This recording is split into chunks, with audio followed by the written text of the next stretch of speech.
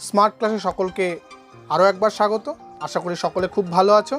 আজকে আমরা যেটা আলোচনা করব সেটা হলো পারমুটেশন অ্যান্ড কম্বিনেশন, অর্থাৎ বিন্যাস সমবায়ের সমবায় অংশটা। আমরা অলরেডি বিন্যাসের অংশটা অবশ্যই দেখে নেবে আই বাটনে ক্লিক করে। আর আজকের ক্লাসে আমরা প্রচুর অঙ্ক করব এবং অঙ্কতে ধরে ধরে কনসেপ্টটাকে ক্লিয়ার করে অঙ্কগুলোকে কীভাবে করা যায় সেগুলোই শিখব। তো চলো শুরু করা যাক আজকের ক্লাস। আমরা আজকে সমবায় নিয়ে আলোচনা করব। সমবায় জিনিসটা কি অ্যাকচুয়ালি? সমবায় জিনিসটা আর কিছুই নয়, কম্বিনেশন বা সমবায় হলো কতগুলি বস্তুকে নিয়ে দল নির্বাচন করা বা দল তৈরি করা। আমরা কত রকমভাবে দল তৈরি করতে পারি সেই সংখ্যাটাই হবে হলো কম্বিনেশন। অর্থাৎ n সংখ্যক বস্তু থেকে n সংখ্যক বস্তু থেকে যদি r সংখ্যক নিয়ে r সংখ্যক বস্তু নিয়ে যদি আমরা কম্বিনেশন করি বা দল তৈরি করি বা সমবায় তৈরি করবি, তার সংখ্যাটা হবে NCR। আমরা বিন্যাসের ক্ষেত্রে দেখেছিলাম NPR পারমুটেশন, আর এইখানটা যেহেতু কম্বিনেশন তাই এটাকে NCR দ্বারা ডিনোট করা, অনেক সময় NCR এরকমভাবেও ডিনোট করা হয়। আমরা বেশিরভাগ অঙ্কে NCR এইভাবেই নোটেশনটা দেখব। এই NCR এর ভ্যালুটা কি? NCRটা হলো n factorial by n minus r factorial into r factorial. ঠিক আছে, এটা আমাদের সবসময় কাজে লাগবে। কিন্তু অ্যাকচুয়ালি বিন্যাস ও সমবায়ের চ্যাপ্টারটা শুধুমাত্র যে এই চ্যাপ্টারের জন্যই কাজে লাগবে তা নয়, আমাদের আরও যেই চ্যাপ্টারগুলো রয়েছে অর্থাৎ প্রবাবিলিটি রয়েছে, সেখানে এই বিন্যাস সমবায় কিন্তু প্রচণ্ড কাজে লাগবে, কম্বিনেশনটা খুব বেশি কাজে লাগবে। ঠিক আছে, NCR এর ভ্যালুটা আমাদের সবসময় জানতে হবে। অ্যাকচুয়ালি এই সূত্রটা দিয়ে আমাদের এই চ্যাপ্টারের সমস্ত অঙ্কগুলো হয়ে যাবে। এর দু একটা অনুসিদ্ধান্ত আছে, এই সূত্রের সাহায্য নিয়ে কয়েকটা ছোট ছোট জিনিস আমাদের প্রমাণ করতে দেয় অনেক সময় 2 নম্বরের ক্ষেত্রে।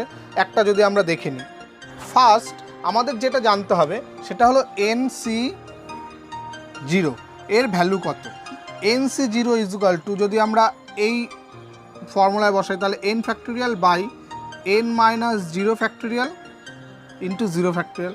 আমরা 0 ফ্যাক্টোরিয়ালের মান সবাই জানি 1 হয়ে যায়, আর n মাইনাস 0 মানে n ফ্যাক্টোরিয়াল, আর এটা 1 ইকুয়াল টু তাহলে হয়ে যাবে 1, অর্থাৎ NC0 এর ভ্যালু হয়ে যাবে 1। একই রকমভাবে NCN এর ভ্যালু হয়ে যাবে 1, NC1 এর ভ্যালু হবে n। ঠিক আছে, এই জিনিসগুলো আমাদের কয়েকটা কাজে লাগবে। অনেক সময় এই সূত্রটার একটা অনুসিদ্ধান্ত প্রমাণ করতে দেয়, সেটা হলো কি NCR plus NCR minus 1 equal to n plus 1 CR। এটা অনেক সময় প্রমাণ করতে দেয়। আমরা একটুখানি ছোট্ট করে দেখে নিই যে এটা কিভাবে আসছে। তো NCR এর ভ্যালু কি? n factorial by n minus r factorial into r factorial plus NCR minus 1 কী হবে? n factorial by n minus r, এটাকে যদি মাইনাস 1 এরমভাবে লিখি, এর ফ্যাক্টোরিয়াল ইন্টু r মাইনাস 1 তার ফ্যাক্টোরিয়াল, এই আকারে লেখা যাবে। এবার এটাকে আমরা কিছুটা ভেঙে দিই, আমাদের কাজে লাগবে যে অংশটুকু n মাইনাস r থাকবে। এটাকে r ফ্যাক্টোরিয়ালকে আমরা r into r minus 1 factorial হিসাবে লিখতে পারি। আর এ পাশেরটাকে আমরা করব কি, এখানে n ফ্যাক্টোরিয়াল থাকবে। এই জিনিসটাকে আমরা ব্র্যাকেটটা যদি তুলে দিই তাহলে কি হবে? n মাইনাস r প্লাস 1 হবে, তাহলে n minus r plus 1 into তার পরেরটা কী হবে? n মাইনাস r ফ্যাক্টোরিয়াল, আর এখানে যেরকম r মাইনাস 1 ফ্যাক্টোরিয়াল ছিল সেটা থেকে যাবে। এবার দেখো নিচের অংশটা যদি আমরা যোগ করে দিই লসাগুর মতো করে, তাহলে লসাগু হিসাবে কি আসবে আমাদের? এই অংশটা আসবে n minus r plus 1 into n minus r factorial, আর এই অংশটা আসবে এখান থেকে r into r minus 1 factorial. তাহলে লসাগু করে যোগ করে দিলে তাহলে ওপরে এটার সঙ্গে কত গুণ হবে দেখো, n মাইনাস r আছে, r into r minus 1 factorial আছে, তাহলে n মাইনাস r প্লাস 1টা ওপরে গুণ হবে, তাহলে n minus r plus 1 into n factorial plus এখানে কি গুণ হবে? এখানে দেখো আছে কি আর মাইনাস 1টা আছে আর এই অংশটা আছে, শুধু আর দিয়ে গুণ হয়ে যাবে, তাহলে আর ইন্টু এন ফ্যাক্টোরিয়াল। এবার যদি আমরা দেখি, দেখো এই এন ফ্যাক্টোরিয়ালটা যদি গুণ করে দেওয়া হয় তাহলে কি হবে, এখানে যেই মাইনাস আর এর সঙ্গে যখন এন ফ্যাক্টোরিয়ালটা গুণ হচ্ছে সেটা এই প্লাস আর এর সঙ্গে এন ফ্যাক্টোরিয়ালটা কেটে যাবে, থাকবে কি শুধু তাহলে ওপরে থাকবে n plus one into n factorial, আর নিচে কি থাকবে, নিচে এই দুটো মিলে কি হয়ে যাবে, এখানটা এন মাইনাস আর প্লাস ওয়ান, এটা ফ্যাক্টোরিয়াল আর এটা হবে আর ফ্যাক্টোরিয়াল। ঠিক আছে, ওপরের অংশটা কি দেখো তো, ওপরের অংশটা এন প্লাস ওয়ানের ফ্যাক্টোরিয়াল, নিচের অংশটা এটাকে যদি আমি এন প্লাস ওয়ান মাইনাস আর করি তাহলে এটা N plus one minus r factorial into r factorial. তাহলে দেখো এখানকার এন প্লাস ওয়ান ফ্যাক্টোরিয়াল আর এখানটা আছে N plus one minus r factorial into r factorial. এটাকে যদি আমরা এই সূত্র অনুযায়ী দেখি তাহলে অ্যাকচুয়ালি কী হয়, এন প্লাস ওয়ান সি আর হয় না, কারণ এই যে এন প্লাস ওয়ান ওপরে আছে, এখানটায় এনের জায়গাগুলোতে এন প্লাস ওয়ান আছে, আর এর জায়গায় আর আছে, তাহলে এটা হয়ে গেল এন প্লাস ওয়ান সি আর। এরপর আমরা সরাসরি কয়েকটা অঙ্কে চলে আসব, অঙ্কগুলো আমাদের খুব ভালো করে শিখতে হবে। এই একটা অঙ্ক আমরা নিচ্ছি, এই ধরনের অঙ্কগুলো কিন্তু খুব ইম্পর্টেন্ট, পরীক্ষায় বহুবার এসছে। তো অঙ্কটায় কী আছে আগে পড়ি। একটি সভায় 10 জন মহিলা এবং 15 জন পুরুষ আছে। সভায় স্থির হলো যে 3 জন মহিলা এবং 5 জন পুরুষ নিয়ে একটি উপসভা তৈরি করা হবে। ওই উপসভা কত রকমভাবে নির্বাচন করা যেতে পারে, কত উপায়ে ওই উপসভার নির্বাচন করা যেতে পারে। তাহলে আমাদের কি দেওয়া আছে সেগুলো আগে দেখতে হবে, যে একটা সভায় 10 জন মহিলা আছে আর 15 জন পুরুষ আছে। একটা সভা আছে যার মধ্যে 10 জন মহিলা এবং 15 জন পুরুষ উপস্থিত রয়েছে। এবার সেখানে ঠিক করা হচ্ছে যে ওই 10 জন মহিলার থেকে 3 জন মহিলা নিতে হবে এবং 15 জনের থেকে 5 জন পুরুষ আমাদের নিতে হবে, নিয়ে একটা দল তৈরি করতে হবে, নতুন আর একটা উপসভা তৈরি করতে হবে, সাব কমিটি তৈরি করতে হবে। তাহলে ওই সাব কমিটি কত রকমভাবে তৈরি করা যেতে পারে। তাহলে আমাদের কি নির্বাচন করতে হবে, মহিলা কতজন আছে, 10 জন মহিলা থেকে কতজন নিতে হবে, আমাদের 3 জন নিতে হবে। 3 জন নির্বাচন করব আমরা কত রকমভাবে করা যাবে।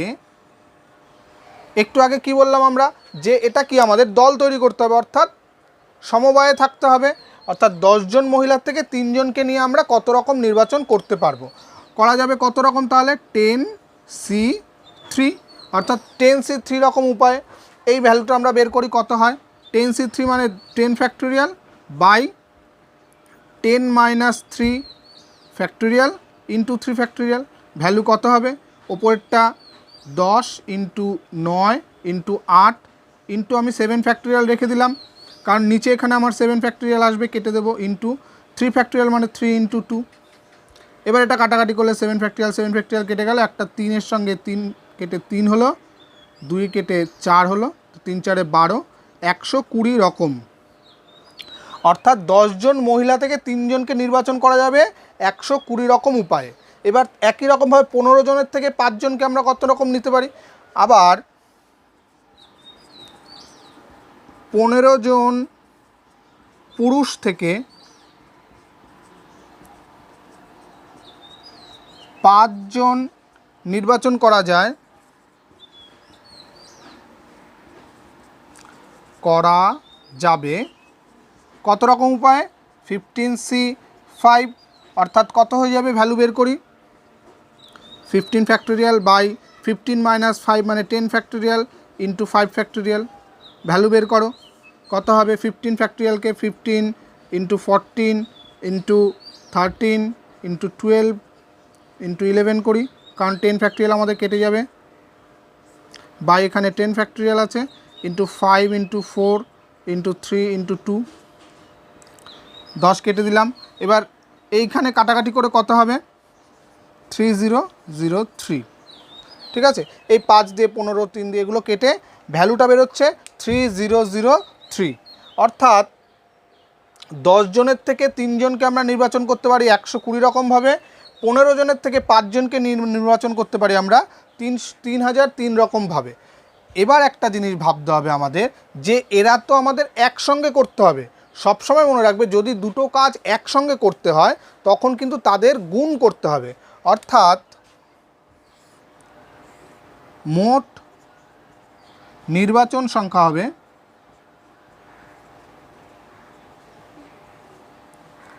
ইকুয়াল টু হয়ে যাবে এখানকার 120 ইন্টু এখানটা 3003, অর্থাৎ গুণ করলে 036। এটা হলো আমাদের এত রকমভাবে আমরা সাব কমিটিটা তৈরি করতে পারবো। ঠিক আছে, আমাদের শুধুমাত্র ভাবতে হবে যে ডেটাগুলো কালেক্ট করতে হবে। ডেটাগুলো কালেক্ট করে অঙ্ক কিন্তু আমাদের খুব ছোট্টর মধ্যে হয়ে যাবে, কোনো কোনো জটিল কোনো ক্যালকুলেশন থাকবে না এর মধ্যে। পরবর্তী অঙ্কটা দেখি। আরেকটা ইন্টারেস্টিং অঙ্ক আমরা নিয়ে এসেছি। 5 জন প্রার্থীর মধ্যে থেকে 3 জনকে নির্বাচিত করতে হবে। একজন ভোটদাতা যতজনকে নির্বাচিত করতে হবে অনধিক ততগুলি ভোট দিতে পারেন, তিনি মোট কত রকমভাবে ভোটটি দিতে পারবেন। আগে ভালো করে বুঝতে হবে অঙ্কটা পড়ে।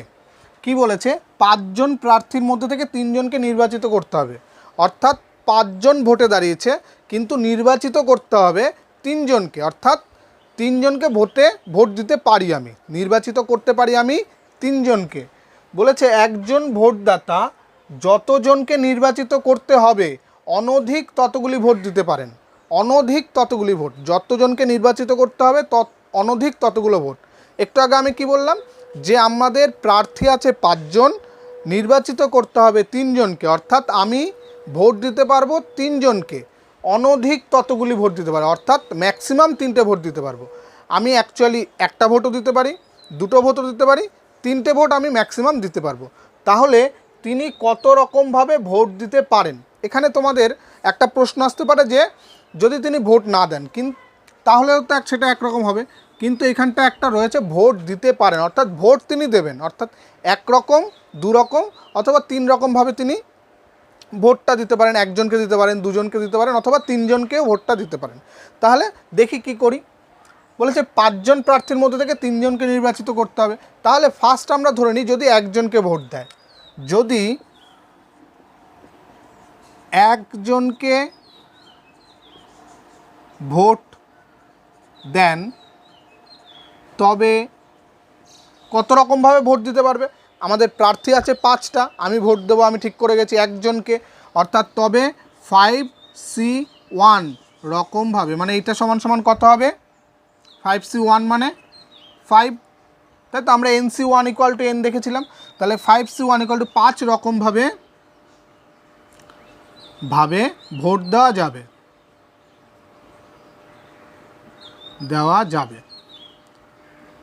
যদি তিনি 2 জনকে ভোট দেন, যদি, এটা 1 নম্বর কন্ডিশন। 2 নম্বর কন্ডিশন, যদি 2 জনকে ভোট দেন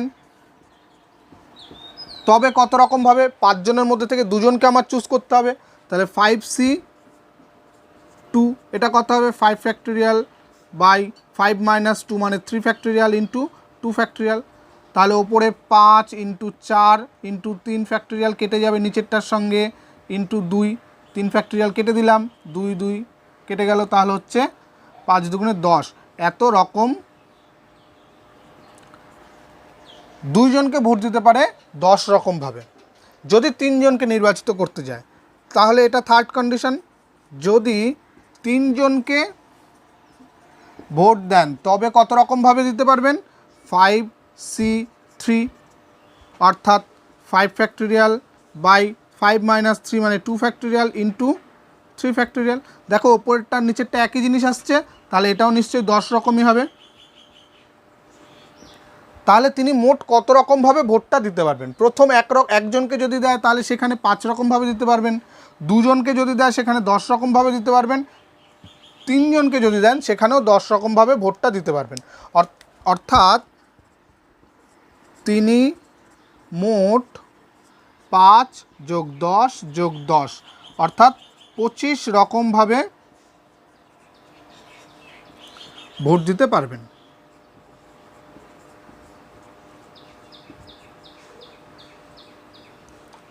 বোঝা গেল? এখানে কিন্তু এই শুধুমাত্র বুঝতে হবে অঙ্কটা বুঝলেই আর কোনো কঠিন জিনিস নয়। পরবর্তী একটা অঙ্ক দেখে নিই আমরা। এই অঙ্কটা দেখো, বলেছে একটি দশভুজের কৌণিক বিন্দুগুলি যুক্ত করলে কটি ত্রিভুজ গঠিত হয়?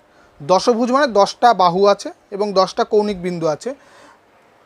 বলছে কৌণিক বিন্দুগুলি যদি যুক্ত করি তাহলে কটা ত্রিভুজ গঠিত হবে আর দশভুজের কর্ণের সংখ্যাই বা কটা হবে। তাহলে সিম্পল, আমরা দশভুজের 10টা কৌণিক বিন্দু আছে, দশভুজের কৌণিক বিন্দুর সংখ্যা কটি? কৌণিক বিন্দুর সংখ্যা 10টি। একটা ত্রিভুজ গঠন করতে গেলে কটা কৌণিক বিন্দু আমাদের প্রয়োজন হয়? একটা ত্রিভুজ গঠন করতে গেলে আমাদের 3টে কৌণিক বিন্দুর প্রয়োজন পড়ে। তাহলে এই 10টা কৌণিক বিন্দুর থেকে আমাদের 3টে করে নিয়ে কতগুলো ত্রিভুজ তৈরি করতে পারি সেটা বের করলেই হবে। অর্থাৎ একটি ত্রিভুজ তৈরি করতে, একটি ত্রিভুজ গঠন করতে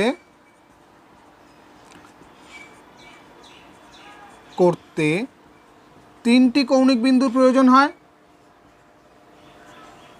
কৌণিক বিন্দুর প্রয়োজন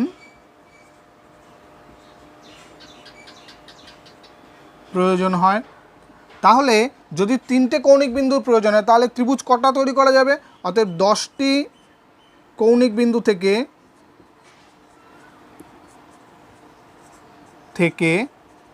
3টি করে নিয়ে ত্রিভুজ গঠন করা যাবে। কতগুলো ত্রিভুজ গঠন করা যাবে? কত হবে? 10C3। 10টার মধ্যে থেকে আমরা 3টে করে নেব, তাহলে 10C3 সংখ্যক ত্রিভুজ তৈরি করা যাবে। তাহলে 10C3 কত হবে? দেখো, 10 ফ্যাক্টোরিয়াল বাই 10 - 3 অর্থাৎ 7 factorial into 3 factorial equal to করলে কত হবে এটা? তাহলে 10 × 9 × 8 ইন্টু এখানে 7 ফ্যাক্টোরিয়াল রেখে দিলাম, নিচে 7 ফ্যাক্টোরিয়ালের সঙ্গে কেটে দেবো, ইন্টু 3 × 2, 3 দিয়ে কাটলে 3, 4 অর্থাৎ 120টি। অর্থাৎ ত্রিভুজ গঠন করা যাবে 120টি। এবার দেখো পরে আরেকটা অংশ রয়েছে আমাদের এদিকে, দশভুজের কর্ণের সংখ্যা কটা হবে? তো দশভুজের কর্ণের সংখ্যা যদি আমাদের বের করতে হয়, কর্ণ মানে কি? কর্ণ তৈরি করতে গেলে কটা কৌণিক বিন্দুর প্রয়োজন আমাদের? কর্ণ তৈরি করতে গেলে 2টো করে কৌণিক বিন্দুর আমাদের প্রয়োজন। তাহলে আবার 10টি থেকে 2টি করে বিন্দু নিয়ে সরলরেখা কতগুলো পাওয়া যাবে? কর্ণগুলো প্রত্যেকটা এক একটা সরলরেখা হবে। তাহলে 10টার থেকে 2টো করে নিয়ে আমরা কতগুলো সরলরেখা পাই সেটা আগে দেখি। 10টি থেকে 2টি করে নিয়ে, 2টি করে বিন্দু নিয়ে সরলরেখা পাওয়া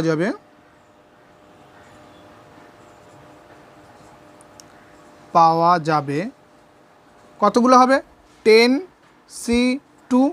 তাহলে 10C2 মানে 10 ফ্যাক্টোরিয়াল বাই এখানে 8 ফ্যাক্টোরিয়াল ইন্টু 2 ফ্যাক্টোরিয়াল, তাহলে ওপরে হবে 10 × 9 বাই ইন্টু 8 ফ্যাক্টোরিয়াল থাকবে, সেটা 8 ফ্যাক্টোরিয়াল গুণ হয়ে কেটে যাবে 2, 8 ফ্যাক্টোরিয়াল কেটে গেল 5, তাহলে 45টি সরলরেখা পাওয়া যাবে। এবার কিন্তু এখানে খুব ইম্পর্টেন্ট, এটা কিন্তু কর্ণের সংখ্যা নয়। কেন? কারণ যেই আমরা দশভুজটা আমাদের দেওয়া আছে তার তো 10টা বাহু অলরেডি রয়েছে, সেই বাহুগুলোও কিন্তু এই 45টার মধ্যে ইনক্লুডেড। ঠিক আছে, অর্থাৎ কর্ণের সংখ্যা হবে, কর্ণের সংখ্যা এই 45টার মধ্যে থেকে যেই 10টা বাহু রয়েছে সেই 10টা বাদ, অর্থাৎ 35টি। বোঝা গেল? 10টা কেন বাদ দিলাম? আমরা তো সরলরেখার সংখ্যা বের করেছিলাম, সেই সরলরেখাগুলো কোনগুলো ছিল? কর্ণগুলোও ছিল, প্লাস যেই বাহুগুলো রয়েছে সেই বাহুগুলোও ছিল। আমরা বাহুগুলো বাদ দিয়ে দিলাম, অর্থাৎ 35টি কর্ণ পাওয়া যাবে। আর ত্রিভুজের সংখ্যা ছিল 120টি। এই দুটো হলো অ্যান্সারের। আরেকটা অঙ্ক দেখো, এক ব্যক্তির 6 জন বন্ধু আছে, কত উপায়ে সে তার এক বা একাধিক বন্ধুকে আমন্ত্রণ জানাতে পারে? খুব ইম্পর্টেন্ট অঙ্ক, পরীক্ষায় অনেকবার এসছে এই ধরনের অঙ্কগুলো। বলছে 6 জন বন্ধু আছে, সে তার 6 জন বন্ধুর থেকে এক বা একাধিক বন্ধুকে কত রকমভাবে আমন্ত্রণ জানাতে পারে। এক বা একাধিক বন্ধুকে আমন্ত্রণ জানাতে হবে, এটা কিন্তু ইম্পর্টেন্ট। অর্থাৎ একজনকে অন্ততপক্ষে আমন্ত্রণ জানাতেই হবে। তাহলে সে একজনকে করতে পারে নেমন্তন্ন, দুজনকে করতে পারে, তিনজনকে করতে, এরকমভাবে 6 জনকেও করতে পারে। তাহলে একজনকে সে কত রকমভাবে আমন্ত্রণ জানাতে পারবে? একজনকে আমন্ত্রণ জানানো যায়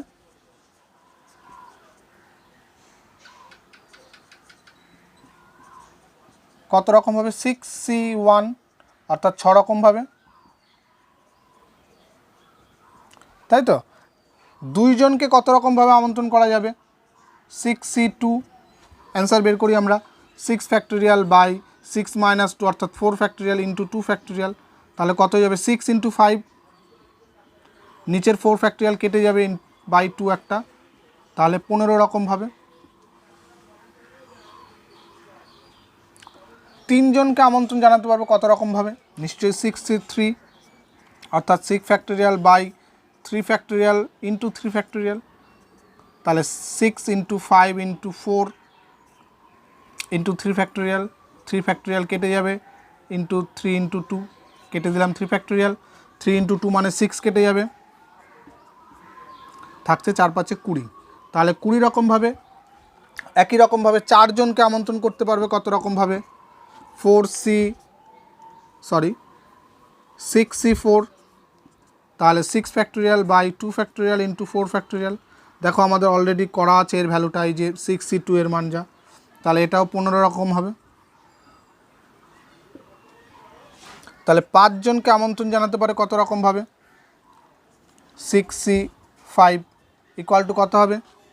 6 ফ্যাক্টোরিয়াল বাই 6 - 5 অর্থাৎ 1 ফ্যাক্টোরিয়াল ইন্টু 5 ফ্যাক্টোরিয়াল অর্থাৎ 6 রকমভাবে, তাই তো। আর যদি 6 জনকেই আমন্ত্রণ জানানো হয় তাহলে 6C6 ইকুয়াল টু 1, এত রকমভাবে আমন্ত্রণ করতে পারে। অর্থাৎ মোট কত রকমভাবে আমন্ত্রণ জানানো যায়? অর্থাৎ আমন্ত্রণ জানানো যাবে 6 + 15 + 20 + 15 + 6 + 1 ইকুয়াল টু কত হবে? 15 15 30 আর 20 50, 50 আর 12 62 আর 63, 63 রকম ভাবে। ঠিক আছে, এটা বোঝা গেল। এই অঙ্কটা আবার আরেকটা ডিফারেন্ট ওয়েতে করা যায়, মানে একটু মানে বিকল্প পদ্ধতি যদি তোমরা বলো, তাহলে এটা আরেকটা অন্যরকমভাবেও করা যায়, সেটাও দেখিয়ে দিচ্ছি আমি। কজন বন্ধু আছে? 6 জন বন্ধু আছে। প্রত্যেককে সে কত রকমভাবে আমন্ত্রণ করতে পারে? একজনকে সে হয় আমন্ত্রণ করবে অথবা করবে না। অর্থাৎ একজন বন্ধুকে কত রকমভাবে আমন্ত্রণ করা যায়? 2 রকমভাবে। অর্থাৎ একজনকে আমন্ত্রণ করা যাবে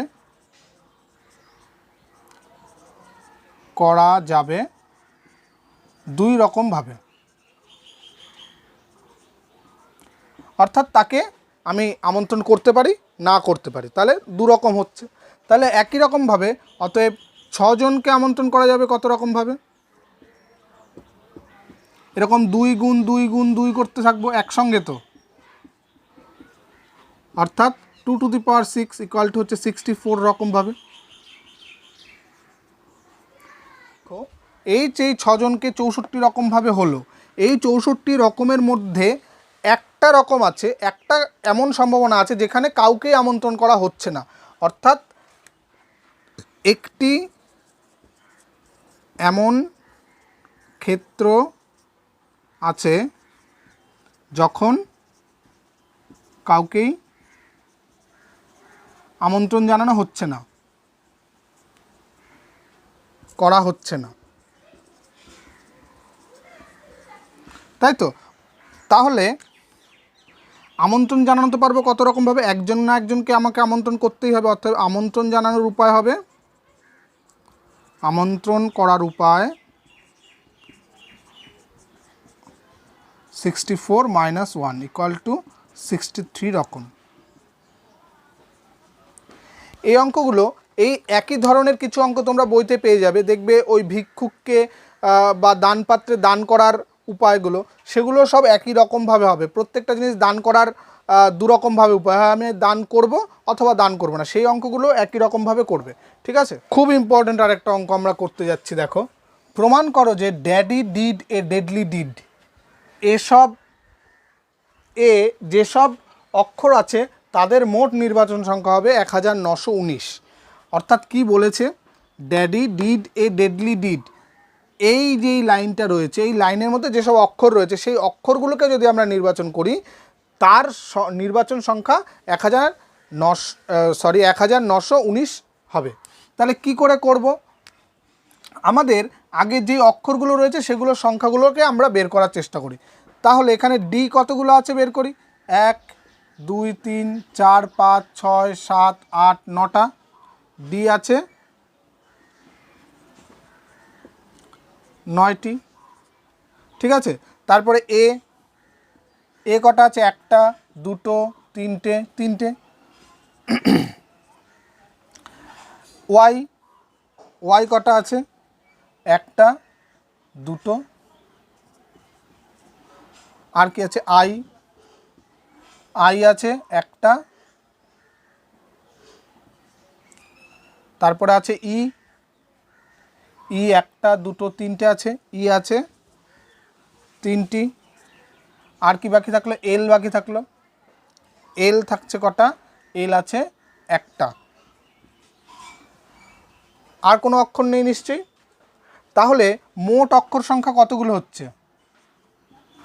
মোট অক্ষর সংখ্যা 9 আর 3 12 আর 2 9 আর 3 12, 12 আর 2 14, 1 15, 15 আর 3 18, 1 19, 19টি। ঠিক আছে, তাহলে এই DAL এই অক্ষরগুলো আমরা নির্বাচন করতে পারি কত রকমভাবে। একটু আগে যে অঙ্কটা বলছিলাম না, যে এই অক্ষরগুলোকে নির্বাচন করতে হবে আমার। ঠিক আছে, তাহলে এই ডিকে নির্বাচন করা যাবে কত রকমভাবে বলো তো? ডিকে নির্বাচন করা যাবে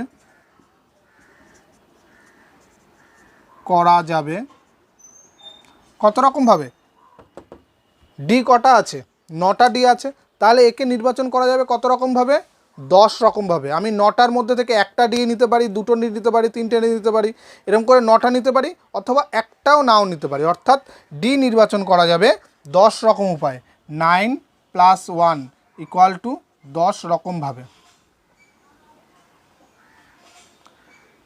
ঠিক আছে, একই রকমভাবে কত রকমভাবে নির্বাচন করা যাবে? এ কে নির্বাচন করা যাবে, এ আছে 3টি, তাহলে 3 + 1 = 4 রকমভাবে। ওয়াই আছে কতগুলো? ওয়াইকে নির্বাচন করা যাবে, ওয়াই আছে 2টি, তাহলে 2 + 1 3 রকমভাবে। আইকে নির্বাচন করা যাবে কত রকমভাবে? আই আছে 1টি, তাহলে 1 + 1 = 2 রকমভাবে। ই আছে কতগুলো? ই আছে 3টি, তাহলে 3 + 1 = 4 রকমভাবে। এল আছে কতগুলো? এলকে নির্বাচন করা যাবে তাহলে 1 + 1 = 2 রকমভাবে। তাহলে এত রকমভাবে আমাদের নির্বাচন করা যায়। অর্থাৎ একসঙ্গে যখন নির্বাচন করব, একত্রে নির্বাচন করব কত রকম উপায়ে? অর্থাৎ মোট নির্বাচন সংখ্যা হবে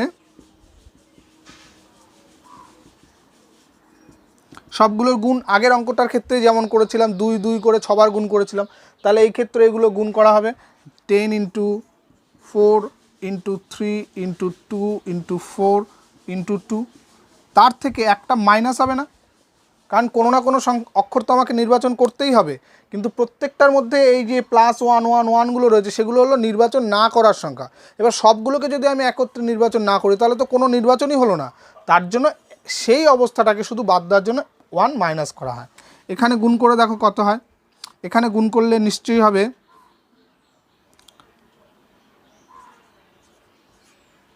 1920, তার থেকে 1 মাইনাস, অর্থাৎ 1919। অঙ্কটা বহুবার পরীক্ষায় এসছে, টেস্ট পেপারে দেখবে ভরা রয়েছে এই অঙ্কগুলো, কিন্তু খুব সহজে কিন্তু অঙ্কটা হবে। জাস্ট এর কনসেপ্টটা ক্লিয়ার থাকলেই অঙ্কটা হয়ে যাবে। ঠিক আছে, আশা করি প্রত্যেকটা অঙ্ক খুব মন দিয়ে দেখেছো, এবং প্রত্যেকটা অঙ্ক দেখার পরে তোমরা বই খুলে নিয়ে অঙ্কগুলো করার চেষ্টা করবে। আশা করি সব অঙ্কই পারবে। কয়েকটা যদি না পারো অবশ্যই আমাকে কন্ট্যাক্ট করার চেষ্টা করবে, কমেন্ট বক্সে লিখে জানাবে, আমি আমার সাধ্যমতো চেষ্টা করব। তো পুরো ভিডিওটা দেখার জন্য ধন্যবাদ। যদি তুমি এই চ্যানেলে নতুন হয়ে থাকো তাহলে অবশ্যই সাবস্ক্রাইব করে নেবে, আর বেশি বেশি করে শেয়ার করবে। লাইক কমেন্ট করতে ভুলবে না।